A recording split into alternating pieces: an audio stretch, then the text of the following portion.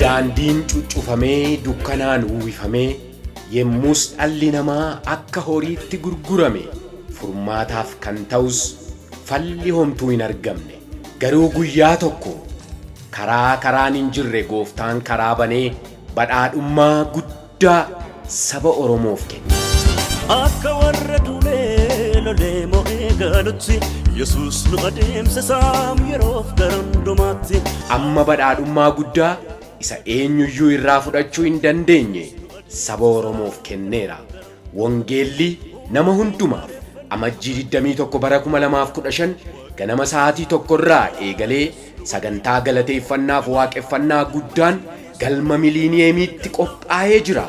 Tajaajiltoonni Raajii Masarat Taayyee akkasumas faarfattoota leexaa Guutuu Shifarraa, Addisuu Waayimaa, Asaggi Dabbabee, Yaadanii Margaa, Amaanu'eel Ittaanaa, Raahel Tafarraa, Magarsaa Baqqalaa, Kabaa Fidoof Daawit Boruu akkasumas kanneen biroon affeeramanii jiru. Keessummoonni gurguddoon biyya alaaf biyya keessaas irratti ni argamu. Nyaanni, bunniif shaayiin gatii madaalawaan qophaa'ee jira, irraa hin hafamu. Balballi mooraa kanaa kan banamu ganama sa'aatii 12 eegalee waan ta'eef namoota isa dura dhufan kan hin keessummeessifne ta'uu isin beeksifna.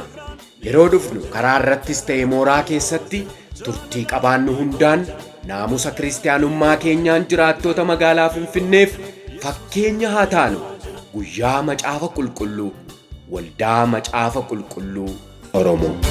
Gonfoo fayyinaa mataatti gonfannaa wayyaa sibiilaa qajeelummaa.